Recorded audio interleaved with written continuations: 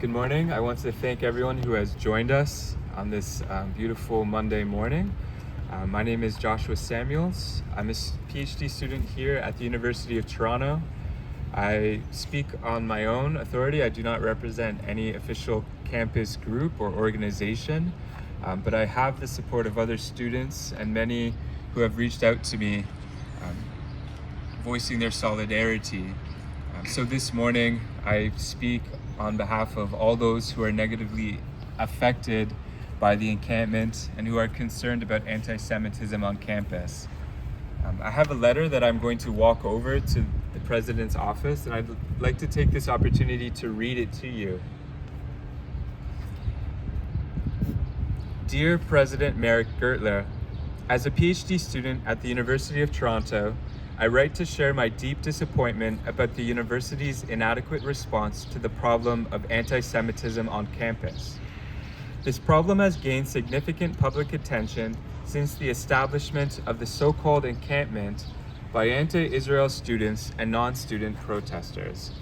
I am calling for significant policy changes to address anti-Semitism on campus more effectively. I understand that U of T has already engaged in a multi-year effort to address anti-Semitism on campus, in part by commissioning the Anti-Semitism Working Group in December 2020. While there is much to commend in these efforts, I believe that both the 2021 report issued by the Anti-Semitism Working Group and U of T's subsequent implementation of its policy recommendations have failed to address anti-Semitism on campus. U of T cannot protect Jewish students against anti-Semitism on campus if U of T cannot define anti-Semitism. By choosing to not adopt a definition of anti-Semitism, the U of T has neglected to uphold its basic duty to protect students and their non-Jewish allies on campus. I believe that the inability of the university to officially define anti-Semitism has resulted in the inability of U of T to even recognize anti-Semitism. This may explain the embarrassingly inadequate response of the university to the anti-Israel encampment, which presently occupies the fenced area of King's College Circle. The psychologically intimidating anti-Israel encampment is a remarkably clear example of anti-Semitism. The glorification of Hamas, a Canadian government-listed terrorist organization inside of the encampment, has been well documented by media sources. Slogans painted on the structures of the encampment, such as Intifada and From the River to the Sea, Palestine will be free, are calls for the genocidal destruction of the Jewish homeland. These slogans incite anti-Semitic violence on Canadian streets and entrench hatred against Jews on campus. Symbols decorating the encampment structures, such as the red inverted triangle, are adaptations of Hamas propaganda used to suggest that Jewish students and Zionist students, Jewish or not, are targets for elimination.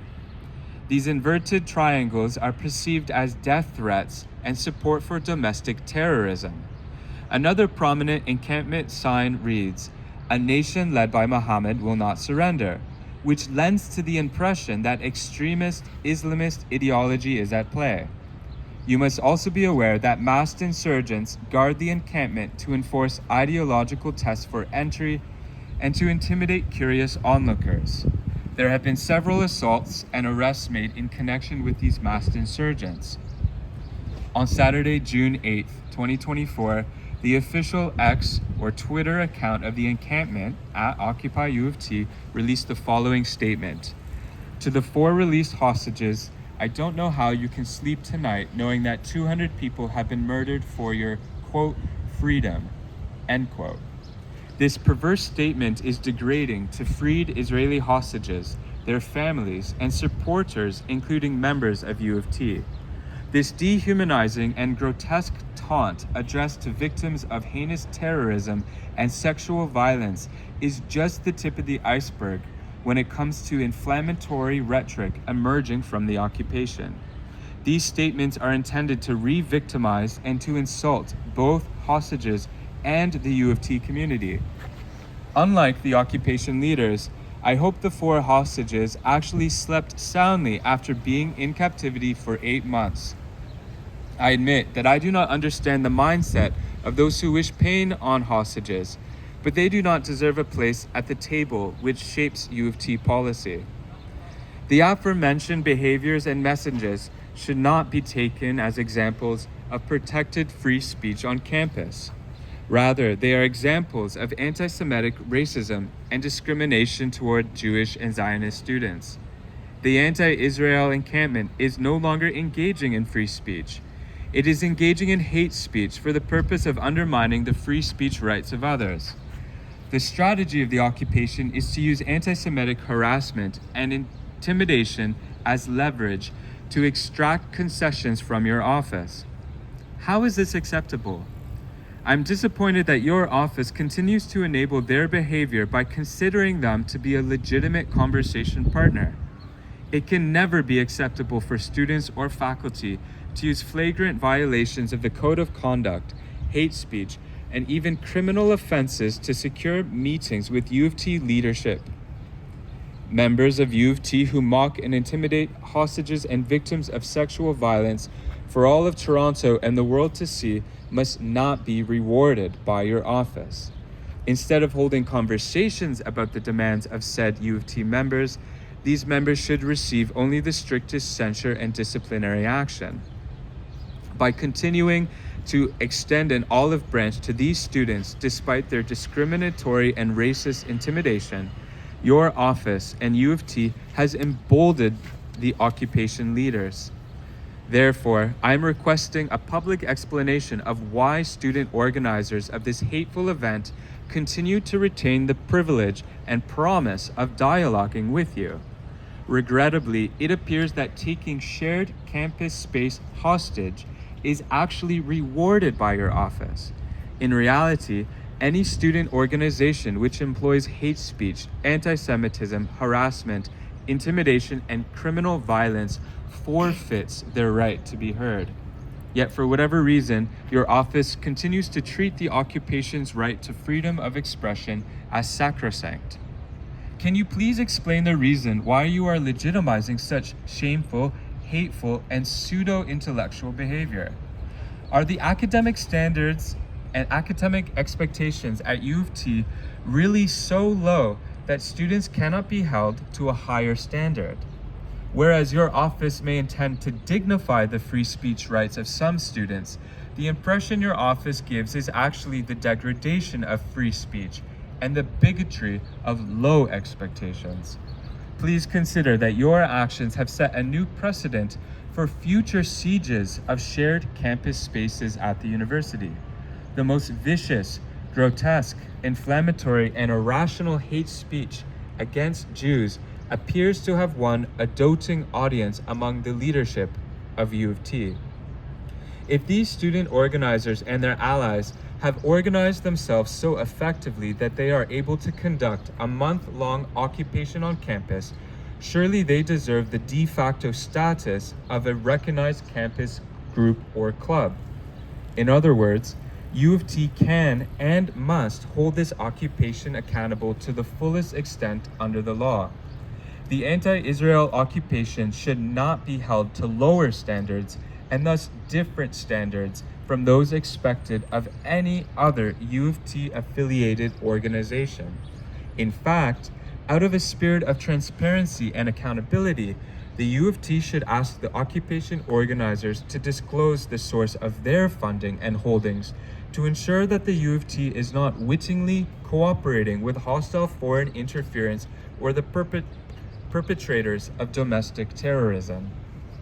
On Sunday, June 2nd, 2024, I erected my own tents within the unoccupied fence zone on the southern end of King's College Circle. I notified campus constables that I was exercising my free speech rights as a PhD student here at U of T. I explained that my peaceful protest was in support of Israel and that my Jewish and Zionist friends and I represent inclusive Canadian values. We stand against anti-Semitism and against hatred on campus. When I was notified that I would be arrested for trespassing if I did not immediately leave, I explained that our tents were already constructed and that ours was a valid campus protest. After all, the student right to protest with tents inside of the fenced area of King's College Circle was publicly backed by CUPE, Fred Hahn, and the Ontario Federation of Labour. To date, have you publicly rejected the claims of CUPE, Fred Hahn, and the OFL? If not, can we assume that their claims are correct? When I explained to the campus constables that we will gladly move within a couple of hours, I did not receive the same notice that anti-Israel campers received. That is, a statement asking students to leave by the end of day. On the contrary, our belongings were removed within minutes. This treatment was undignified, degrading, and unnecessary. A campus constable carried away my personal bag even after I explained that it contained important personal artifacts and medicine. After everything was removed, I was again told that I had to leave within 5 minutes or face arrest. I explained to the campus constable that I have a permanent disability and that his threats of arrest made it difficult for me to adequately think through my next steps. I asked for more time as was necessary to consider my words and actions, a period of about 1 hour. This was not granted to me. The campus constable was emphatic in his assertion that he has both the power and authority to remove students and student tents without recourse to the Toronto Police Services or the use of a court injunction. He repeated his threat: if I did not move immediately, I would be arrested. Other students who were with me near the fence were also threatened with arrest, while a self-appointed guard from the Northern Occupation assisted the campus constables to close the fenced area after my equipment was removed. This whole episode was filmed using a body camera and secondary cameras from multiple angles. All audio was captured.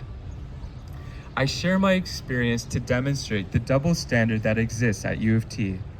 I can understand that your office may have legitimate concerns about any second encampment based on the precedent of the original one, yet I can assure you that we had zero intention of engaging in the same derogatory, exclusionary behavior that characterizes the anti-Israel encampment. The unfair assessment of our character and intentions that led to the removal of our tents clearly demonstrates that the rights and freedoms of some students are being curtailed and diminished because of the undemocratic, hateful behavior of a loud minority of other students. The only reasonable explanation I can think of for why my protest and free speech rights were shut down immediately, while the anti-Israel encampment remains intact, is that I was discriminated against based on race, creed, and disability, if not more. As a mixed-race person of color with ethnic South African, Khoisan, and German Jewish ancestry, I believe that I was racially profiled by the university constables. My pro-Israel, Zionist, pro-Canadian student demonstration was viewed as a potentially dangerous incident that had to go immediately, while the anti-Semitic, anti-Israel occupation continues in strength. If my tents, property, and person could be removed backed with the threat of arrest, then why haven't the anti-Israel tents and protesters been removed? Why do some students enjoy the full exercise of their speech rights while others cannot? Does U of T have a bias in favor of the anti-Semitic occupation? The total cost for my minimalist and grassroots Zionist tent protest was approximately $1,300. Based on the cost of the few supplies I purchased to hold a protest and a rally, I estimate that the cost of the anti-Israel encampment is likely many times higher. In my opinion, the anti-Israel encampment has the hallmark signs of a professionally run organization with the outward appearance of being a grassroots student effort. In fact, several of the non-student participants of the encampment have been verified by media sources as outspoken supporters of Hamas, with ties to anti-Semitic, anti-Israel protests across Ontario and Quebec. Why does U of T treat peaceful student protesters with the heavy hand of the law while the unauthorized occupation remains despite undeniable evidence of malfeasance? President Meric Gertler, I regret that under your leadership, anti-Semitism has been allowed to flourish on campus. When it comes to racism on campus, the double standards and two-tier policing have been exposed. If any other minority group on campus was discriminated against, the backlash and professional repercussions would be swift. If an ethnically African student was told by another student or faculty member to go back to Africa, I fully expect that such egregious racism would be treated as a serious violation of the student code of conduct. Yet the anti-Israel encampment not only tells Jewish and Zionist students to go back to Europe, it also calls for an intifada against them. Why has there been zero disciplinary action taken against student organizers of the anti-Semitic encampment and their faculty counterparts? Can you imagine the chilling effect on campus discourse at U of T as a result of the endorsement and participation of certain U of T faculty in this anti-Semitic hate fest? Students deserve to be free from harassment by faculty who create a toxic learning environment by wittingly supporting the occupation. I'm almost done. Last page. For far too long, anti-Semitism has been enabled to grow and spread at U of T. It is now time to say no more. The U of T must never again allow such a shameful display of hatred against Jews to masquerade as a peaceful student protest or protected freedom of speech. That is why I call on the U of T to adopt the following policy measures. 1. Adopt the International Holocaust Remembrance Alliance working definition of anti-Semitism, including all of its illustrating examples, and openly recognize that anti-Zionism is anti-Semitism. Hold all students, faculty, and clubs accountable to this standard, and have someone running the Institutional Equity Office who is actually willing and able to investigate complaints and take actions against offenders, including those in the encampment. 2. Disclose all funding received by the U of T from Qatar, Turkey, Iran, and other countries which provide material support to Canadian designated terrorist entities such as Hamas in violation of UN Chapter 7 Binding Security Council Resolution 1373. 3. Sever academic ties with these countries. These include ending the collaborative program with Ankara University and Bogazici University in Turkey and the Temirti Faculty of Medicine's training agreements with Qatar. Finally, owing to the reputational harm to the university's brand directly resulting from the occupation and U of T's response to it, Jewish and non-Jewish members of the university, including alumni and donors, deserve an explanation. Therefore, I call for an independent external review to determine whether there was any bias, collusion, misconduct, or mishandling of the occupation by U of T, including by the Office of the President. I would appreciate a response from your office no later than the July 10th, 2024. Should you require any further information or clarification from me, I can be reached using my UToronto email address. Sincerely, Joshua Samuels. Thank you. At this time, we have three other speakers. They have a quick address, roughly 2 or 3 minutes each. I ask you to just stay with us for a few more minutes, and then we'll symbolically walk the letter over.